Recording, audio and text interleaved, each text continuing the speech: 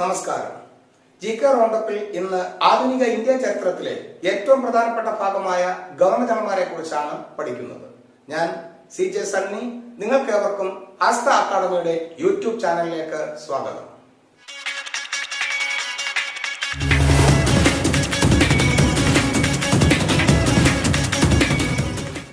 ആദ്യമായി നമുക്ക് റോബർട്ട് ക്ലൈവിൽ നിന്ന് തുടങ്ങാം. ബംഗാളിലെ ആദ്യ ഗവർണറാണ് റോബർട്ട് ക്ലൈവ്. ബംഗാളിൽ ദി ഭരണം കൊണ്ടുവന്ന ഗവർണറാണ് റോബർട്ട് ക്ലൈവ്. അപ്പോൾ ബംഗാളിലെ ആദ്യ ഗവർണർ ആര്? Robert Clive. ബംഗാളിൽ ദി ഭരണം, ഡുവൽ ഗവൺമെന്റ്, ബംഗാളിൽ ഡുവൽ ഗവൺമെന്റ് കൊണ്ടുവന്ന ഗവർണറാണ് റോബർട്ട് ക്ലൈവ്. 1757 പ്ലാസി യുദ്ധത്തിൽ ബംഗാളിലെ നവാബായിരുന്ന സിറാജ് ദൗളയെ പരാജയപ്പെടുത്തി റോബർട്ട് ക്ലൈവ് ഇന്ത്യയിൽ ബ്രിട്ടീഷ് ഭരണത്തിന് അടിത്തറയിട്ടു. അപ്പോൾ ബ്രിട്ടീഷുകാർ ഇന്ത്യയിൽ ഭരണത്തിന് അടിത്തറയിട്ട യുദ്ധമേത്? പ്ലാസി. നടന്നതെന്ന് 1757 പരാജയപ്പെടുത്തിയതാരെ? സിറാജ് ദൗളയെ. 2000 പട്ടാളക്കാരെ എനിക്ക് തരൂ, ഭാരതത്തെ ഞാൻ കീഴ്പ്പെടുത്താമെന്ന വാക്കുകൾ റോബർട്ട് ക്ലൈവിന്റേതായിരുന്നു. റോബർട്ട് ക്ലൈവിന്റെ പ്രസിദ്ധമായ വാക്കുകളാണിത്. 2000 പട്ടാളക്കാരെ എനിക്ക് തരൂ, ഭാരതത്തെ ഞാൻ കീഴ്പ്പെടുത്താം. സ്വർഗത്തിൽ ജനിച്ച യോദ്ധാവ് എന്ന പേരിൽ അറിയപ്പെടുന്നതും റോബർട്ട് ക്ലൈവ് ആണ്. അപ്പോൾ സ്വർഗത്തിൽ ജനിച്ച യോദ്ധാവ് എന്ന പേരിൽ അറിയപ്പെടുന്നു റോബർട്ട് ക്ലൈവ്. 2000 പട്ടാളക്കാരെ തരൂ, ഭാരതത്തെ കീഴ്പ്പെടുത്താമെന്ന വാക്കുകൾ റോബർട്ട് ക്ലൈവിന്റേതാണ്. റോബർട്ട് ക്ലൈവുമായി ബന്ധപ്പെട്ട ഏറ്റവും പ്രധാനപ്പെട്ട ഒരു ചോദ്യമാണ് ബ്രിട്ടീഷ് ഇന്ത്യയുടെ ബാബർ എന്നറിയപ്പെടുന്നത് ആര്? ബ്രിട്ടീഷ് ഇന്ത്യയുടെ ബാബർ എന്നറിയപ്പെടുന്നത് റോബർട്ട് ക്ലൈവിനെയാണ്. അപ്പൊ റോബർട്ട് ക്ലൈവുമായി ബന്ധപ്പെട്ട കാര്യങ്ങൾ ഒന്നുകൂടി നോക്കാം. ബംഗാളിലെ ആദ്യ ഗവർണറാണ് റോബർട്ട് ക്ലൈവ്. ദി ഭരണം, ഡുവൽ ഗവൺമെന്റ് ബംഗാളിൽ കൊണ്ടുവന്നത് റോബർട്ട് ക്ലൈവ് ആണ്. 1757 പ്ലാസി യുദ്ധത്തിൽ ബംഗാളിലെ നവാബായിരുന്ന സിറാജ് ദൗളയെ പരാജയപ്പെടുത്തി റോബർട്ട് ക്ലൈവ് ബ്രിട്ടീഷ് ഭരണത്തിന് ഇന്ത്യയിൽ അടിത്തറയിടുന്നു. 2000 പട്ടാളക്കാരെ തരൂ, ഭാരതത്തെ ഞാൻ കീഴ്പ്പെടുത്താമെന്ന വാക്കുകൾ റോബർട്ട് ക്ലൈവിന്റേതാണ്. സ്വർഗത്തിൽ ജനിച്ച യോദ്ധാവ് എന്ന പേരിൽ അറിയപ്പെടുന്നതും റോബർട്ട് ക്ലൈവ് ആണ്. ബ്രിട്ടീഷ് ഇന്ത്യയുടെ ബാബർ എന്ന പേരിൽ അറിയപ്പെടുന്നത് റോബർട്ട് ക്ലൈവിനെയാണ്. അടുത്തത് ഗവർണർ ജനറലായ വാറൻ ഹേസ്റ്റിംഗ്സിനെ കുറിച്ച് നോക്കാം. 1773 മുതൽ 1785 വരെയുള്ള കാലഘട്ടമാണ് വാറൻ ഹേസ്റ്റിംഗ്സിന്റെ കാലഘട്ടം. ബംഗാളിലെ ആദ്യ ഗവർണർ ജനറൽ ആരാണെന്ന് ചോദിച്ചാൽ അത് വാറൻ ഹേസ്റ്റിംഗ്സ് ആണ്. അപ്പോൾ ബംഗാളിലെ ആദ്യ ഗവർണർ ജനറൽ വാറൻ ഹേസ്റ്റിംഗ്സ്. ബംഗാളിൽ ദ്വിഭരണം, ഡുവൽ ഗവൺമെന്റ് ബംഗാളിൽ നിർത്തലാക്കിയ ഗവർണർ ജനറലും വാറൻ ഹേസ്റ്റിംഗ്സ് ആണ്. അപ്പോൾ ബംഗാളിലെ ആദ്യ ഗവർണർ ജനറൽ വാറൻ ഹേസ്റ്റിംഗ്സ്. ദ്വിഭരണം ബംഗാളിൽ നിർത്തലാക്കിയതും വാറൻ ഹേസ്റ്റിംഗ്സ് ആണ്. അപ്പോൾ ദ്വിഭരണം കൊണ്ടുവന്നതാര്? Robert Clive. ദ്വിഭരണം പിൻവലിച്ചതാര്? Warren Hastings. 1773 റെഗുലേറ്റിംഗ് ആക്ട് പ്രകാരമാണ് ബംഗാളിലെ ആദ്യ ഗവർണർ ജനറലായി വാറൻ ഹേസ്റ്റിംഗ്സ് നിയമിക്കപ്പെട്ടത്. അപ്പോൾ വാറൻ ഹേസ്റ്റിംഗ്സിനെ അധികാരത്തിൽ കയറ്റിയ നിയമം ഏത്? റെഗുലേറ്റിംഗ് ആക്ട് പാസാക്കിയതെന്ന് 1773. കൽക്കട്ടയിൽ സുപ്രീം കോടതി ആരംഭിച്ചപ്പോൾ ഗവർണർ ജനറൽ വാറൻ ഹേസ്റ്റിംഗ്സ് ആയിരുന്നു. അപ്പോൾ ഇന്ത്യയിൽ കൽക്കട്ടയിൽ സുപ്രീം കോടതി ആരംഭിച്ചപ്പോൾ ഗവർണർ ജനറൽ ആരാണെന്ന് ചോദിച്ചാൽ വാറൻ ഹേസ്റ്റിംഗ്സ്. 1785 മഹാരാജ നന്ദകുമാർ സംഭവവുമായി ബന്ധപ്പെട്ട് ലണ്ടനിൽ ഇംപീച്ച്മെന്റിന് വിധേയനായ ഗവർണർ ജനറലാണ് വാറൻ ഹേസ്റ്റിംഗ്സ്. അപ്പോൾ ഇംപീച്ച്മെന്റിന് വിധേയനായ ഗവർണർ ജനറൽ ആര്? വാറൻ ഹേസ്റ്റിംഗ്സ് എന്ന് 1785 എവിടെ? ലണ്ടനിൽ. മഹാരാജ നന്ദകുമാർ സംഭവം എന്താണെന്ന് ചോദിച്ചാൽ ബംഗാളിലെ രാജാവായിരുന്നു മഹാരാജ നന്ദകുമാർ. ബംഗാളിലെ ഗവർണർ ജനറലാണ് വാറൻ ഹേസ്റ്റിംഗ്സ്. വാറൻ ഹേസ്റ്റിംഗ്സിന്റെ പ്രവർത്തനങ്ങളെ മുഴുവനും വിമർശിക്കുകയായിരുന്നു എപ്പോഴും മഹാരാജ നന്ദകുമാർ ചെയ്തിരുന്നത്. തന്നെ വിമർശിച്ചതിന്റെ ഫലമായി വാറൻ ഹേസ്റ്റിംഗ്സ് കള്ളക്കേസ് ഉണ്ടാക്കി മഹാരാജ നന്ദകുമാറിനെ ജയിലിടുകയും ജയിലിൽ വെച്ച് തൂക്കിക്കൊല്ലുകയും ചെയ്ത സംഭവമാണ് മഹാരാജ നന്ദകുമാർ സംഭവം. ഈ മഹാരാജ നന്ദകുമാർ സംഭവവുമായി ബന്ധപ്പെട്ടാണ് 1785 ലണ്ടനിൽ ഇംപീച്ച്മെന്റിന് വാറൻ ഹേസ്റ്റിംഗ്സിന് വിധേയനാകേണ്ടി വന്നത്. അപ്പോൾ വാറൻ ഹേസ്റ്റിംഗ്സ് ഒന്നുകൂടെ നോക്കാം. ബംഗാളിലെ ആദ്യ governor general Warren Hastings. The ഭരണം ബംഗാളിൽ നിർത്തലാക്കിയത് വാറൻ ഹേസ്റ്റിംഗ്സ്. വാറൻ ഹേസ്റ്റിംഗ്സിനെ അധികാരത്തിൽ കയറ്റിയ നിയമം റെഗുലേറ്റിംഗ് ആക്ട് പാസാക്കിയത് 1773. കൽക്കട്ടയിൽ സുപ്രീം കോടതി കൊണ്ടുവന്നതും വാറൻ ഹേസ്റ്റിംഗ്സിന്റെ കാലഘട്ടത്തിലാണ്. 1785 ലണ്ടനിൽ ഇംപീച്ച്മെന്റിന് വിധേയനായതും വാറൻ ഹേസ്റ്റിംഗ്സ് ആണ്. അടുത്ത പ്രസിദ്ധനായ ഗവർണർ ജനറലാണ് കോൺവാലീസ് പ്രഭു. കോൺവാലീസ് പ്രഭു എന്ന് കേൾക്കുമ്പോൾ ഏറ്റവും പ്രധാനപ്പെട്ട 3 ചോദ്യങ്ങളും അതിന്റെ ഉത്തരങ്ങളും നമ്മൾ മനസ്സിലാക്കേണ്ടതായിട്ടുണ്ട്. ഇന്ത്യൻ സിവിൽ സർവീസിന്റെ പിതാവ് എന്നറിയപ്പെടുന്നത് കോൺവാലീസ് പ്രഭുവിനെയാണ്. അപ്പോൾ ഇന്ത്യൻ സിവിൽ സർവീസിന്റെ പിതാവ് എന്നറിയപ്പെടുന്നത് ആര്? കോൺവാലീസ്. 1793 ബംഗാളിൽ പെർമനന്റ് സെറ്റിൽമെന്റ്, ശാശ്വത ഭൂനികുതി വ്യവസ്ഥ. 1793 ബംഗാളിൽ ശാശ്വത ഭൂനികുതി വ്യവസ്ഥ, പെർമനന്റ് സെറ്റിൽമെന്റ് കൊണ്ടുവന്നത് കോൺവാലീസ് പ്രഭുവിന്റെ കാലഘട്ടത്തിലാണ്. ഇന്ത്യയിൽ പോലീസ് സംവിധാനത്തിന് തുടക്കം കുറിച്ചതും കോൺവാലീസ് പ്രഭുവാണ്. അപ്പോൾ കോൺവാലീസ് പ്രഭുവുമായി ബന്ധപ്പെട്ട ഏറ്റവും പ്രധാനപ്പെട്ട കാര്യങ്ങൾ ഒരിക്കൽ കൂടി നോക്കാം. ഇന്ത്യൻ സിവിൽ സർവീസിന്റെ പിതാവ് എന്നറിയപ്പെടുന്നു കോൺവാലീസ്. 1793 ബംഗാളിൽ ശാശ്വത ഭൂനികുതി വ്യവസ്ഥ, പെർമനന്റ് സെറ്റിൽമെന്റ് കൊണ്ടുവന്നത് കോൺവാലീസ് പ്രഭുവാണ്. ഇന്ത്യയിൽ പോലീസ് സംവിധാനത്തിന് തുടക്കം കുറിച്ചതും കോൺവാലീസ് പ്രഭു. അടുത്ത പ്രസിദ്ധനായ ഗവർണർ ജനറലാണ് വെല്ലസ്ലി പ്രഭു. ബംഗാൾ കടുവ എന്ന് സ്വയം വിശേഷിപ്പിച്ച ഗവർണർ ജനറലാണ് വെല്ലസ്ലി പ്രഭു.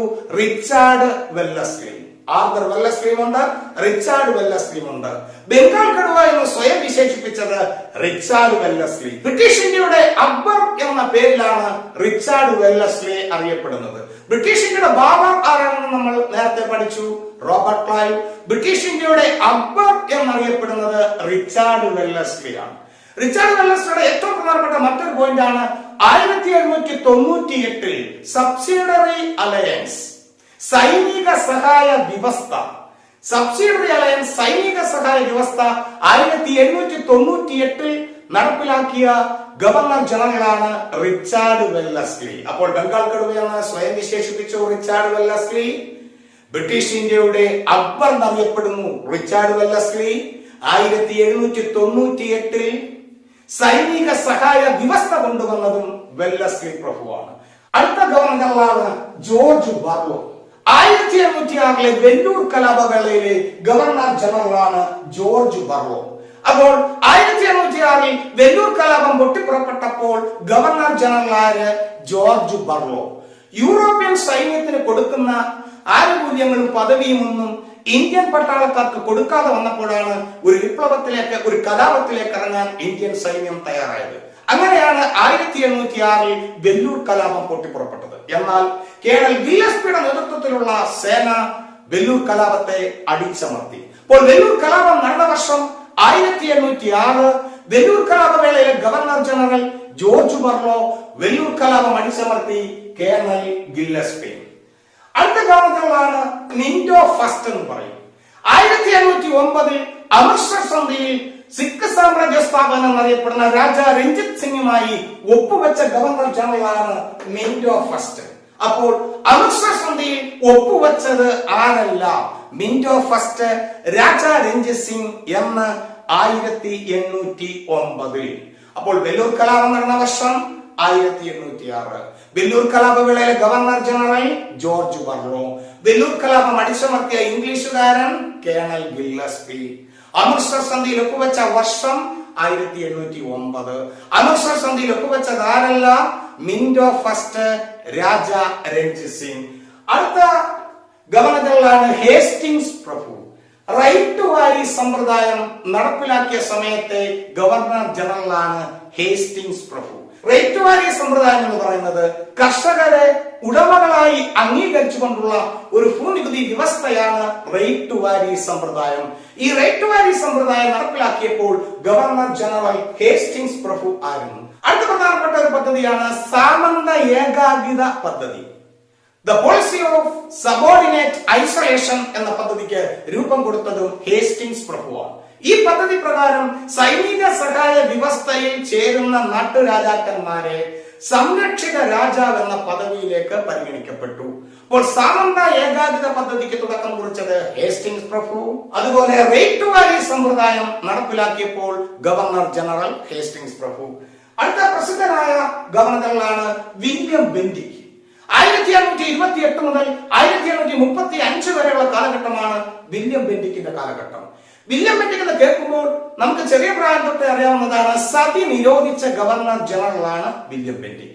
സതി നിരോധിച്ച governor general William Bentinck 1829 Rajaram Mohan റോയുടെ സഹായത്തോടു കൂടിയാണ് വില്യം ബെന്റിക് സതി നിരോധിച്ചത്. അപ്പോൾ സതി നിരോധിച്ച ഗവർണർ ജനറൽ വില്യം ബെന്റിക് എന്ന് 1829 സഹായിച്ചതാര്? രാജാറാം മോഹൻ റോയ്. ശൈശവ വിവാഹവും ശിശുബലിയും നിരോധിച്ച ഗവർണർ ജനറലാണ് വില്യം ബെന്റിക്. ശൈശവ വിവാഹവും ശിശുബലിയും നിരോധിക്കുന്നു, സതി നിരോധിക്കുന്നു, ഇവയെല്ലാം ചെയ്തത് വില്യം ബെന്റിക്കാണ്. 1830 തഗ്ഗുകൾ എന്നറിയപ്പെടുന്ന കുപ്രസിദ്ധ കൊള്ളക്കാരെ അമർച്ച ചെയ്ത ഗവർണർ ജനറൽ വില്യം ബെന്റിക്കാണ്. അപ്പോൾ തഗ്ഗുകൾ എന്നറിയപ്പെടുന്ന കുപ്രസിദ്ധ കൊള്ളക്കാരെ അമർച്ച ചെയ്ത ഗവർണർ ജനറൽ വില്യം ബെന്റിക് എന്ന് 1830.